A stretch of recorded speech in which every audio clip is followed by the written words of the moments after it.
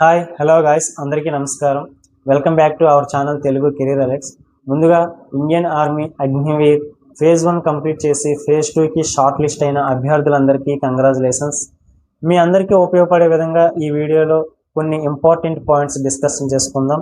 అవి ఏంటంటే phase 2 process ఎలా జరుగుతుంది, ఫేజ్ 2కి మనం ఏ డాక్యుమెంట్స్ పట్టుకెళ్ళాలి, మెడికల్ ఎగ్జామినేషన్కి ఎలా వెళ్ళాలి, ఈ గ్రౌండ్ మెరిట్ అనేది ఎవరికి యూజ్ అవుతుంది, రిటర్న్ ఎగ్జామ్ మెరిట్ ఎవరికి యూజ్ అవుతుంది అనేది ఈ వీడియోలో తెలుసుకుందాం. ఫస్ట్ ఆఫ్ ఆల్ ప్రాసెస్ చూసుకుంటే physical measurement test, height, chest, weight, తర్వాత ఫిజికల్ ఫిట్నెస్ టెస్ట్. అంటే మనం గ్రౌండ్లో 1600 metres running, pull ups, 9 feet ditch jumping, zigzag balance, ఈ 4 ఈవెంట్స్ కంప్లీట్ చేయాల్సి ఉంటుంది. ఈ 4 ఈవెంట్స్ని కంప్లీట్ చేసిన తర్వాత డాక్యుమెంట్ వెరిఫికేషన్కి వెళ్తారు. అక్కడ డాక్యుమెంట్ వెరిఫికేషన్లో మనం ఏ డాక్యుమెంట్స్ తీసుకెళ్లాలో చెప్పుకుందాం. ఈ డాక్యుమెంట్ వెరిఫికేషన్ కంప్లీట్ చేసిన తర్వాత మెడికల్ ఎగ్జామినేషన్కి వెళ్తారు.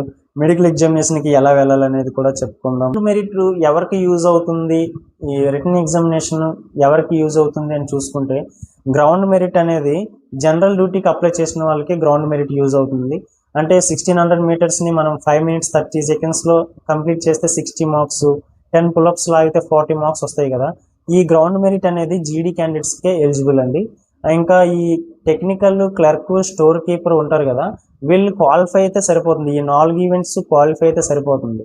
అదే జనరల్ డ్యూటీకి సంబంధించిన వాళ్ళు ఎవరైనా అప్లై చేసిన వాళ్ళు ఉంటే వాళ్ళు ఖచ్చితంగా గ్రౌండ్లో మెరిట్ తీసుకోవాల్సి ఉంటుంది. ఈ టెక్నికల్, క్లర్క్, స్టోర్ కీపర్ ఎవరైతే అప్లై చేస్తారో వాళ్ళు ఈ గ్రౌండ్లో 4 ఈవెంట్స్ క్వాలిఫై అయిపోతే చాలు. మీకు మెరిట్ ఎందులో ఉంటుందంటే రిటర్న్ ఎగ్జామ్లో మెరిట్ ఉంటుంది. అది మీరు గుర్తుంచుకొని ఈవెంట్స్కి ఎలా ప్రిపేర్ అవ్వాలనేది మీరు చూసుకోవచ్చు.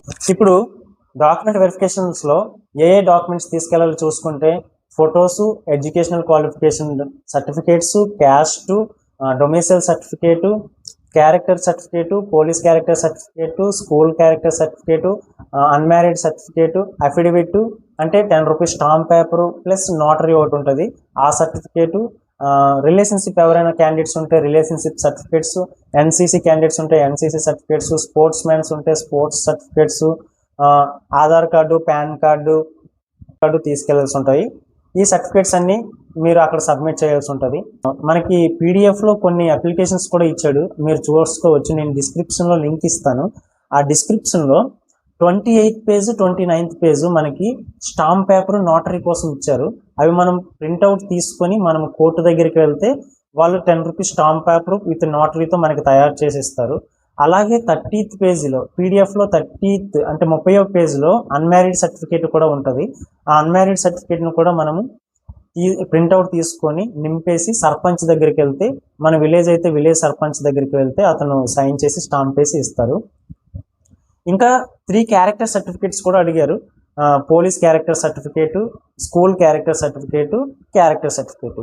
లాస్ట్ క్యారెక్టర్ సర్టిఫికేట్ కూడా మనకి విలేజ్ సర్పంచ్ దగ్గరే ఇస్తారు, మనం క్యాంపేస్ ఇస్తారు. పోలీస్ క్యారెక్టర్ సర్టిఫికేట్ మనకి పోలీస్ స్టేషన్లోనే ఇస్తారు, ఎస్ఐ గారి చేత ఇస్తారు. ఇంకా మనకి స్కూల్ క్యారెక్టర్ సర్టిఫికేట్ చూసుకుంటే మనము ఎక్కడైతే రిలీవ్ అయ్యి ఉన్నామో 10th క్లాస్ మీద అప్లై చేసిన వాళ్ళు అయితే స్కూల్లో మీరు తీసుకోవాల్సి ఉంటుంది. ఇంటర్మీడియట్ మీద అప్లై చేసిన వాళ్ళు అయితే మీరు కాలేజ్లో క్యారెక్టర్ సర్టిఫికేట్ తీసుకోవాల్సి ఉంటుంది.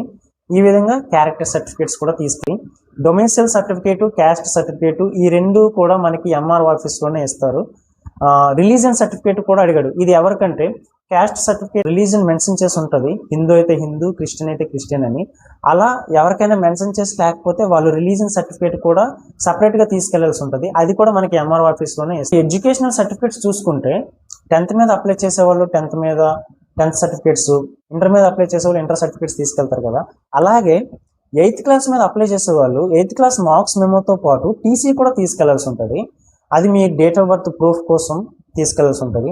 అలాగే 10th క్లాస్లో ఓపెన్, ఇంటర్మీడియట్లో ఓపెన్ చేసిన వాళ్ళు ఉంటారు కదా, వాళ్ళు కూడా మీ ఓపెన్ ఇంటర్, ఓపెన్ 10th సర్టిఫికేట్స్తో పాటు డిఈఓ ఆఫీస్లో కూడా మీరు ఇంకో సర్టిఫికేట్ తీసుకోవాల్సి ఉంటుంది. అది మీ డేట్ ఆఫ్ బర్త్ ప్రూఫ్ కోసం. ఆ ఎడ్యుకేషనల్ సర్టిఫికేట్స్ చూసుకుంటే ఈ విధంగా తీసుకెళ్లాల్సి ఉంటుంది. ఇంకా ఫొటోస్ విషయం చూసుకుంటే ఫొటోస్ మనకి 20 అడిగాడు కదా, ఆ 25తో పాటు మీరు కొన్ని ఎక్స్ట్రా తీసుకోండి.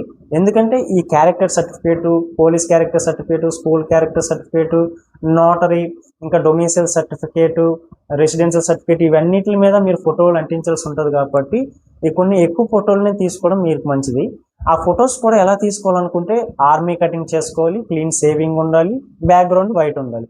ఈ విధంగానే మీరు ఫొటోస్ తీసుకొని మీరు అక్కడ తీసుకెళ్లాల్సి ఉంటుంది. ఓకేనా. ఇంకా వీటితో పాటు Aadhaar card, PAN card must and షుడ్గా తీసుకెళ్లాల్సి ఉంటుంది. పాన్ కార్డ్ ఎవరికైనా లేకపోతే ఇప్పుడే అప్లై చేసుకోండి. మీకు రిక్రూట్మెంట్ టైంకి అంటే ర్యాలీ టైంకి వచ్చేస్తే పర్వాలేదు. లేదు అనుకుంటే మీరు అప్లై చేసిన తర్వాత మీకు ఒక పీడిఎఫ్ వస్తుంది కదా, ఆ పీడిఎఫ్ను అయినా తీసుకొని వెళ్ళడానికి ట్రై చేయండి. వీటితో పాటు కంపల్సరీగా అఫిడవిట్ ఫామ్ కూడా తీసుకెళ్లాల్సి ఉంటుంది. అదే 10 rupees stamp paper plus with notary అని ఉంటుంది కదా, అది కూడా కంపల్సరీగా మీరు తీసుకెళ్లాల్సి ఉంటుంది. ఈ డాక్యుమెంట్ అయిన తర్వాత మెడికల్ ఎగ్జామినేషన్కి వెళ్తారు కదా, వాళ్ళకి ఒక రోజు ఛాన్స్ ఉంటుంది కదా.